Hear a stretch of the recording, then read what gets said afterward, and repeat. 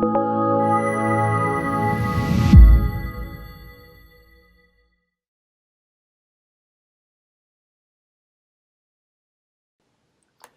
I'm Jacob Hornberger, president of the Future of Freedom Foundation, the foundation that brings you the uncompromising, pure case for liberty and libertarianism. I'm joined, as I am every week, here in our weekly internet show, The Libertarian Angle, by my co-host Richard Ebeling, who teaches economics at the Citadel. Richard, good to see you again, and welcome back to The Libertarian Angle. Great to be here with you and our viewers and listeners. Yeah, well, as Christmas approaches, as New Year approaches, this is ordinarily a time for reflection. And I thought, well, let's discuss something different. Instead of a burning issues of the day, let's talk about libertarianism in general, and specifically why it is that you and I are libertarians. Why am I a libertarian as the theme of this show? You and I and many others have dedicated our lives to libertarianism. It's a central part of our lives. And so I figured, well, let's talk about why that is so. Why is libertarianism so important to us? Obviously, there's other people for whom it is not that important. Family members, close friends, and so forth, that they just can't bring themselves to be attracted to libertarianism, or if they are, they're attracted to one or 2 points about libertarianism. But you and I, from the very beginning, we bought the whole package, just full force. When we started FFF back in 1989, you were vice president of academic affairs. You were writing a monthly article for our monthly journal, Future of Freedom, which at that time was called Freedom Daily. And you and I, we had met several years before that over in Dallas, and we always shared this pure vision for liberty.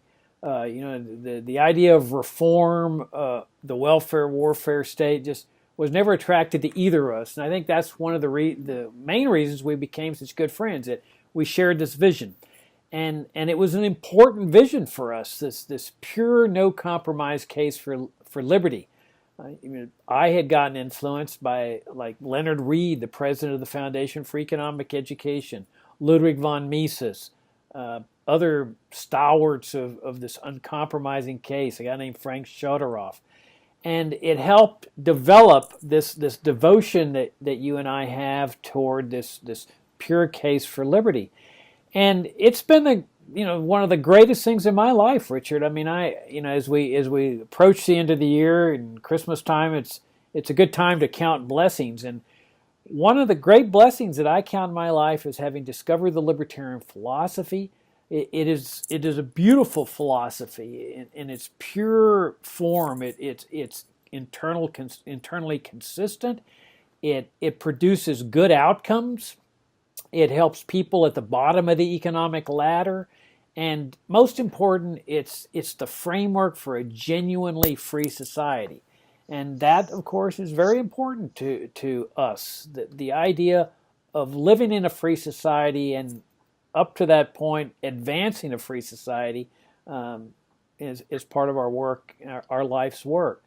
So yeah, I'm really thankful to be a libertarian. I consider myself one of the luckiest people in the world to be able to have advanced liberty for the past 28 years here at FFF, and to continue doing so. I think it's a big honor to be part of a philosophy and a movement that really holds the key to putting America back on the right track toward freedom, peace, prosperity, and harmony. What do you think? Well, of course, I started on this path long before you. The libertarian philosophy was awakened in me the day I was born. Yes. Do you remember that? The little doctor picked me up by my tiny feet, turned me upside down, slapped my butt, and I shouted out. And at that moment, I realized the importance of the non-aggression principle, because he had done this without my consent. And from that point on, I've insisted upon the dignity and respect for the person and his little butt. No, but seriously, I became interested in these ideas when I was a teenager. It's a long story. Well, not going to waste time getting into it, but I happen to have discovered the writings first of Ayn Rand at a time when I was very confused about the views and premises of both modern American liberals and American conservatives. And suddenly, having been introduced to her writings by a couple of people I met, and starting out not by reading her novels, but her nonfiction works, specifically first Capitalism, the Unknown Ideal, and then The Virtue of Selfishness, and then going on to her novels, it suddenly awakened me the idea that there could be a philosophy that starts off with the premise that it is individuals who exist. It is individuals who think, have goals, purposes, meanings to their lives, and that the individual has a right to live for himself, not by violence, not by disrespect for others, not by coercion to get what he wants at others' expense, but each individual having a right to his life to live as he chooses, guided by his own goals, purposes, and values in peaceful and mutually agreed upon collaboration and association with others for mutual benefit. This gave me a conception at two levels, if you will. On the first level, it seemed like a just society, a moral society. Which of us as individuals would like to be physically abused through violence, through coercion, through a denial of our life, to be denied our liberty as slaves or as people controlled under the intimidation of force by others? None. And which one of us doesn't believe that if we've honestly created something or earned something in association and exchange with others, it is rightfully ours and others should respect this? Now, this seemed like a moral premise, an ethical premise, a just premise for the dignity of the individual, the respect for the individual, and a society of human relationships. And at the same time, as I discovered this and was then reading economics, Henry Hazlitt, Ludwig von Mises, Friedrich Hayek, Frederick Bastiat, and a variety of others of the 19th and the 20th century, and then, of course, older philosophers such as John Locke with his natural rights philosophy. This also taught me that it is not only a society of justice, but it is the institutional setting in which each of us can be free and in the pursuit of our own self-interest improve the circumstances not of only of ourselves, but of all others, whether it be our intention and through an invisible hand or not. And as a consequence, this was a society that could produce prosperity, cultural improvement, the betterment of the human condition for all. And then studying history showed me that this were the institutions, personal freedom and economic liberty, that had taken man and got him out of the tens of thousands of years of recorded or unrecorded human history of poverty and want and despair. That this was the moral philosophy that economically gave the wealth and prosperity and human betterment that we tend to take for granted. I could not be other than awestruck by the elegance, the beauty, the consistency, the importance of this set of ideas. Here was the true revolutionary concepts that could liberate man from both poverty and tyranny. And it became important to me at an early age to want to understand it, learn about it, become informed, and then to become articulate enough to be able to express these ideas in peaceful and polite and courteous ways to others to try to win them over. And then, like yourself, as I know your history, I too, in this process early on, discovered the writings of people like Leonard Read, Frank Chodorov, Albert J. Nock. And then through these writings, discovering the Foundation for Economic Education that then published Freeman, a place that at different times both of us worked at, to see that this was a philosophy that could be articulated in a way that could be explained to everyone to hopefully win over enough reasoning individuals that a true freedom of society, if not ours right now, could be conceivably ours and for our children looking to the future. Yeah, your mention of Ayn Rand is really funny for me because when I was in high school, a friend of mine, a girl, recommended that I read a book called Atlas Shrugged.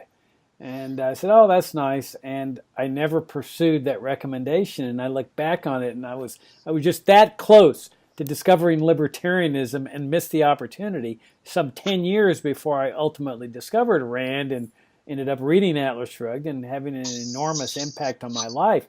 And I just this last week learned that another student at VMI, when I was there, was leaving on weekends to attend seminars by Leonard Read and Fee and Mises and reading Atlas Shrugged.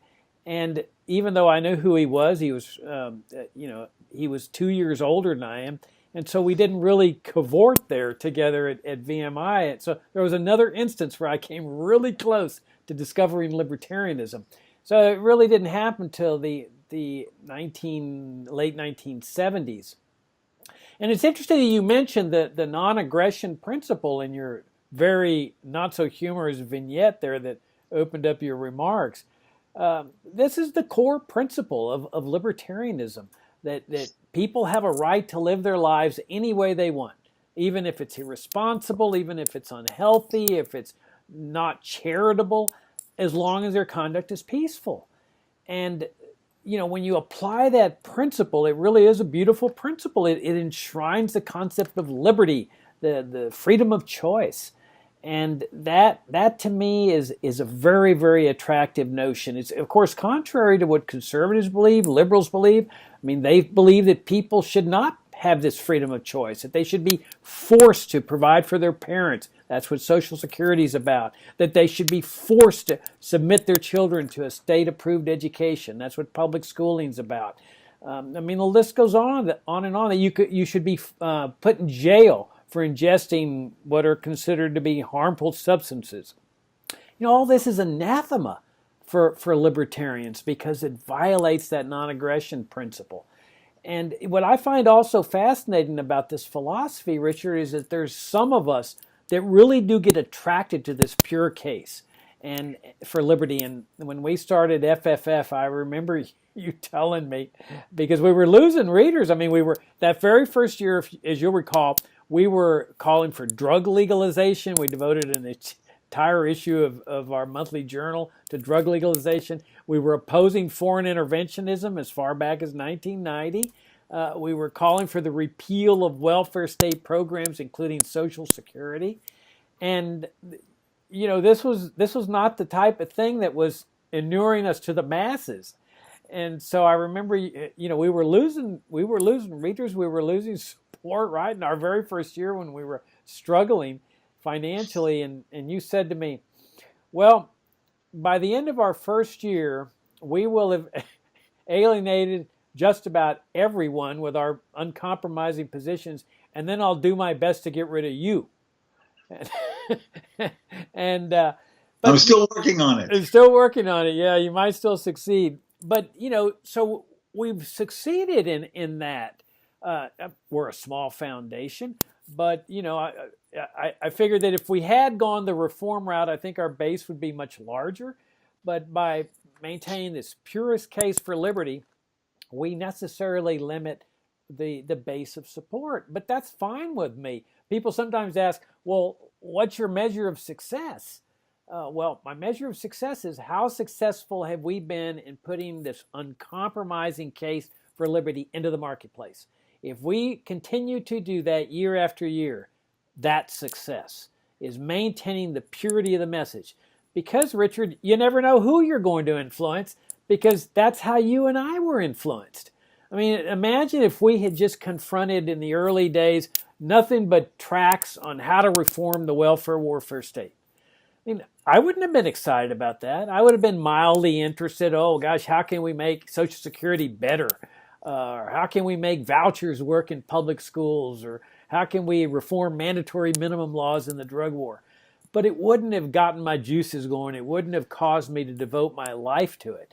That what influenced me were people like Rand and Frederick Bastiat's another example, the 19th century free market legislator, Leonard Read, Ludwig von Mises, who drew this pure case for liberty, the principal case for liberty, That's why I'm a libertarian today. So I figured, well, if they could influence us and a small group of us, then we can do the same with others. And I think, Shuttleoff once made the point that our job is not to make libertarians or individualists, it's to find them. And as I have gone through this movement, I really think there's a lot of truth to that it's really difficult, if not impossible, to convert people into libertarianism. They've really got to convert themselves. And to me, it's almost like a self-selecting natural process that if you're in that purist category, you immediately recognize it when you achieve a breakthrough and discover it. But if you're not, I think it's very difficult for you to join this group of people that just adhere strictly to principle when it comes to libertarianism. Maybe some viewers and listeners may be familiar with the writings of Albert J. Nock. He was a brilliant and a great writer, a principled writer on what we call classical liberal ideas in the early decades of the 20th century. He died in 1945. But he wrote this essay called Isaiah's Job. I know that you're familiar with it.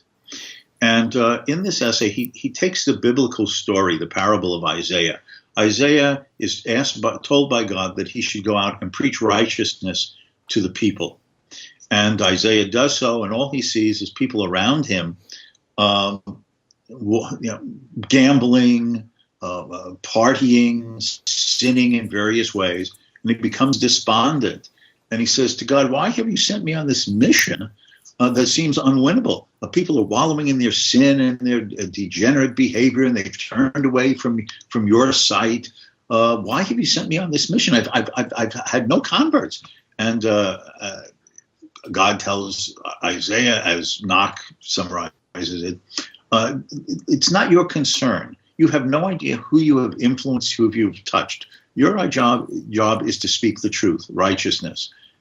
And how many people hear the message, accept the message, and follow the message, that's my job, not yours. Now, let me sort of explain this in a personal experience. Long ago and far away in an earlier century, that was the 20th, Jacob, not the 19th, I was in graduate school. And to make some extra money, I was teaching part-time at Rutgers University in New Jersey. I was going to graduate school in New York. And I was teaching an evening class, a principles class on economics. But I was living in New York, and I would go after my class from New Jersey to New York, and then take the train in lower Manhattan, having crossed from New Jersey under the Hudson River, to the local New York City subway system back to home. But I normally would stop in lower Manhattan, where you had to change the trains, to do some shopping in a little sort of deli store. And I'm waiting online one day. This is a true story. I'm waiting online at the checkout counter, and this woman behind me says, "Aren't you Richard Ebeling?" Yes. "You teach at Rutgers, don't you?" Yeah. "You've ruined my marriage." Help. Help. It turns out that this woman was married to someone who had taken my class the previous semester. And I guess it had an influence on him. I didn't know who he was. I didn't recognize the name. No face came to my mind. But what she said is, "You've ruined my marriage.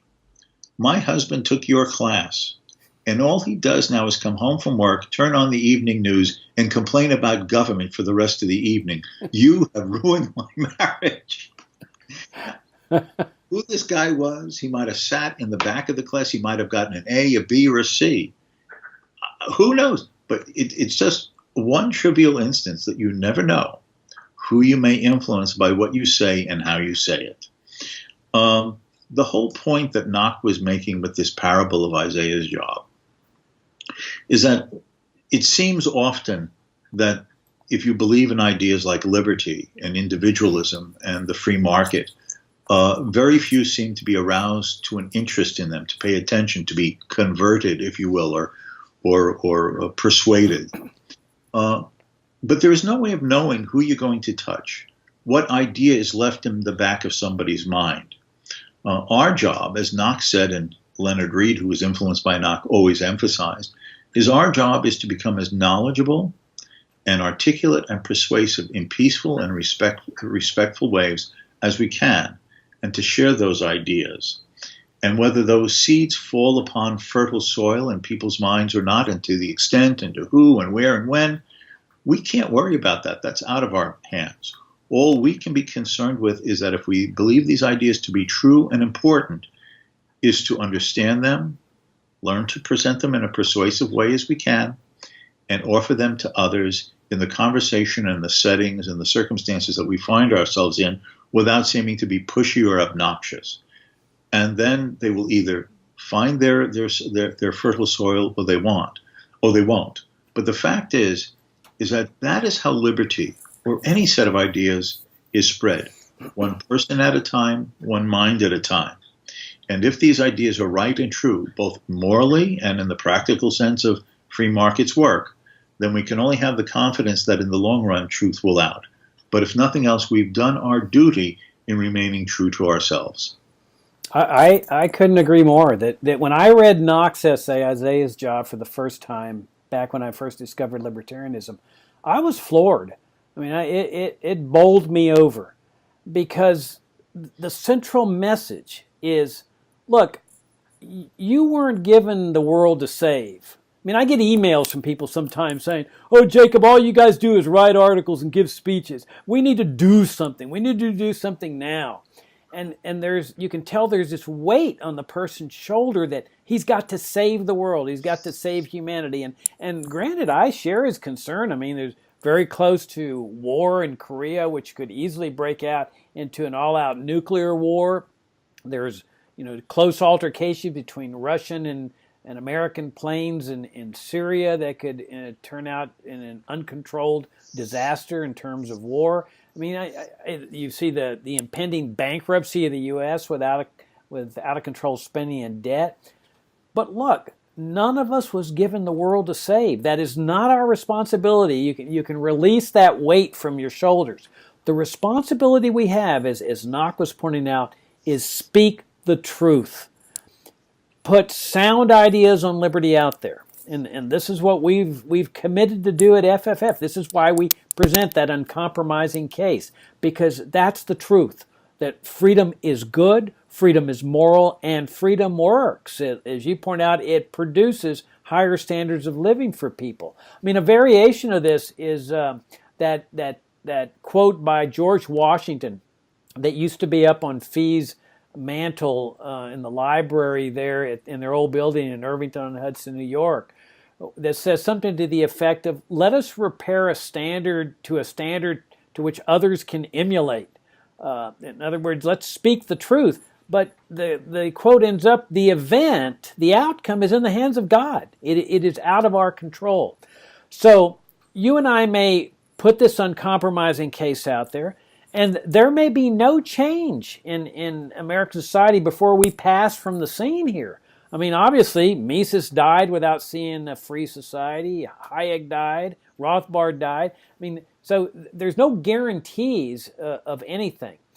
But as far as I'm concerned, Richard, the only chance there is to achieve what we're aiming for, that genuinely free society, and I believe it is eminently possible to do that, is by presenting the ideal. Because if people don't ever think in terms of the ideal, then they won't think about it. I mean, for example, if all you talk about is vouchers and reform of public schools, why would a person start thinking about the possibility of a total separation of school and state? He's got to be exposed to the idea. It's very rare that somebody thinks of an idea on their own.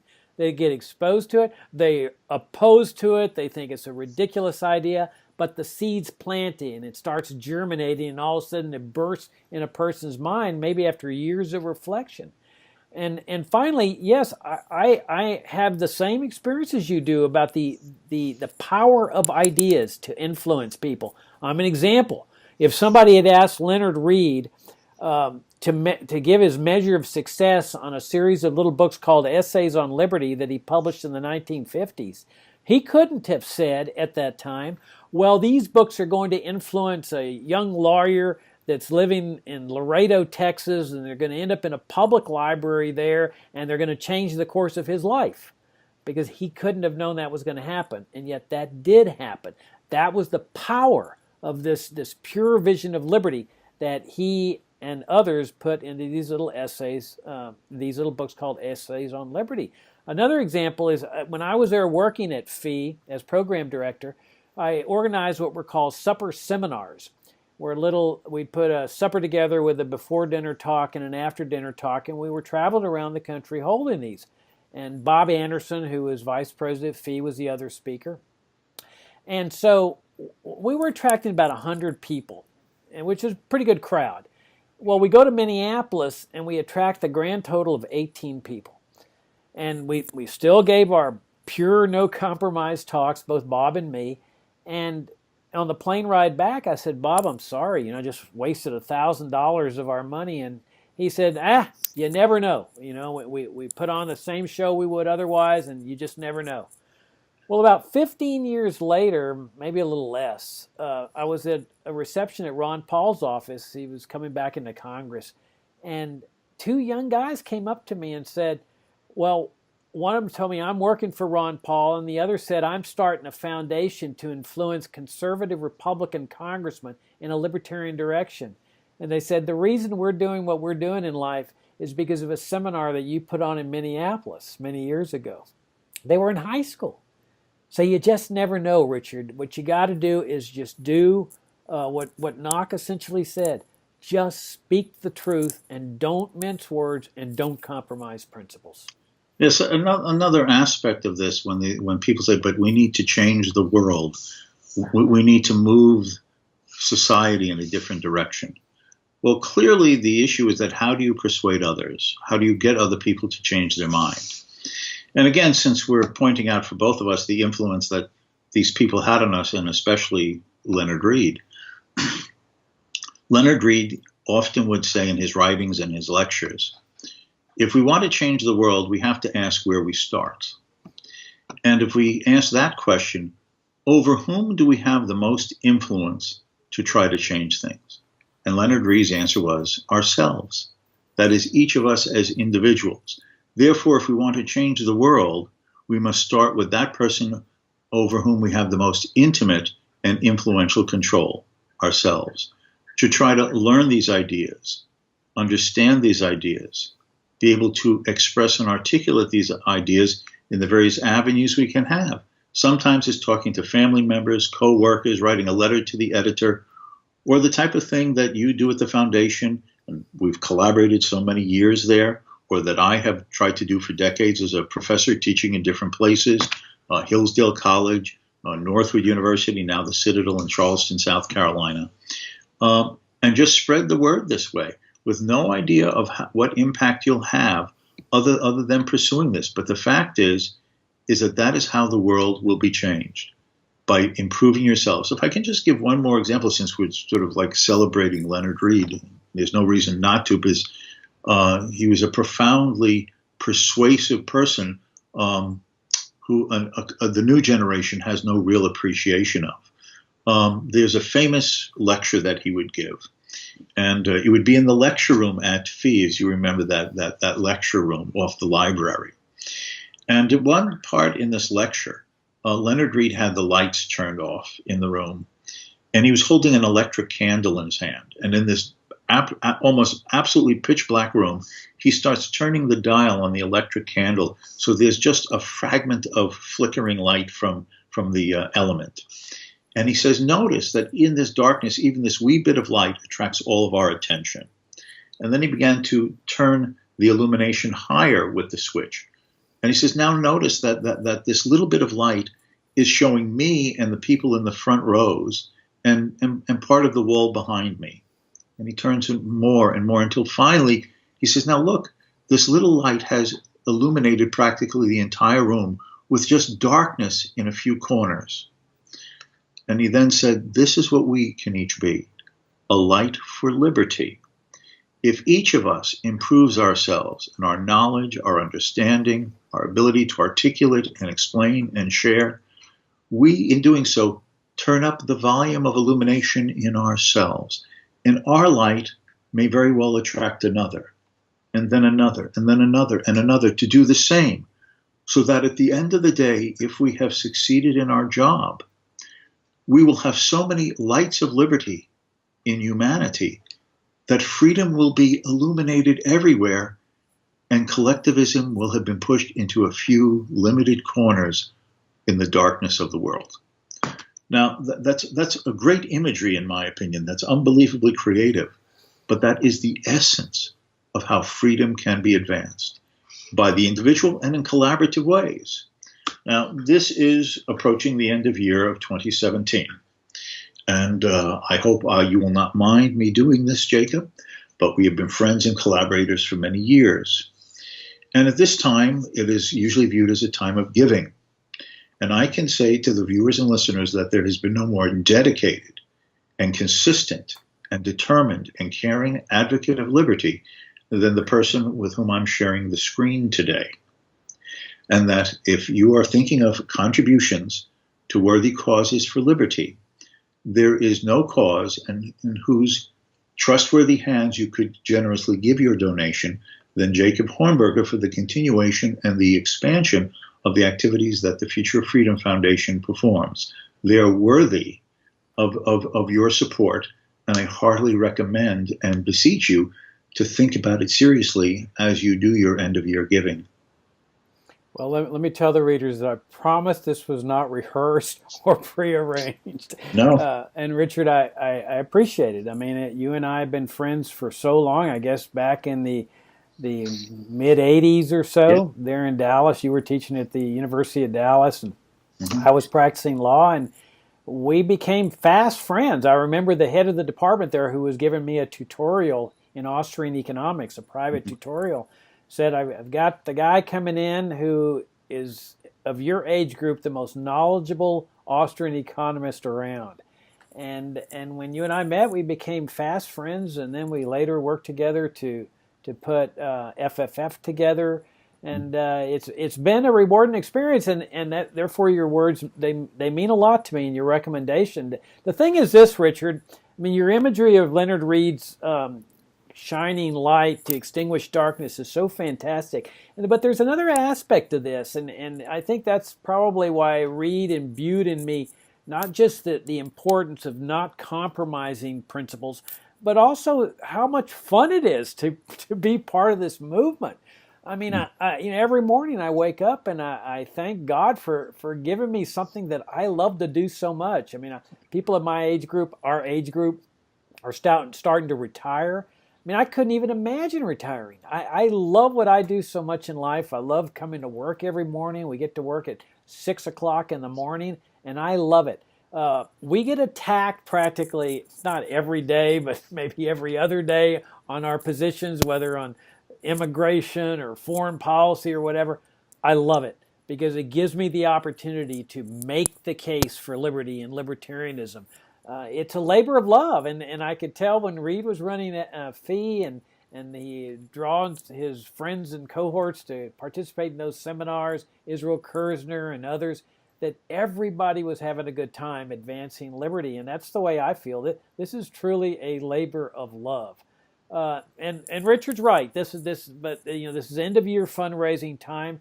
We can't do what we do without your help. Our efforts in the coming year depend mostly, not entirely, but mostly on the end of year fundraising that we do right now.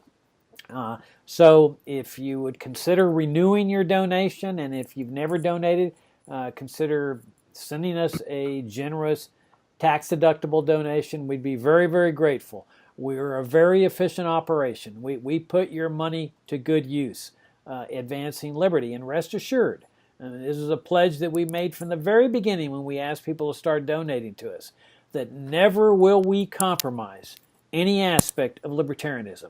We may upset people with that uncompromising defense of liberty, but that's the price of the game.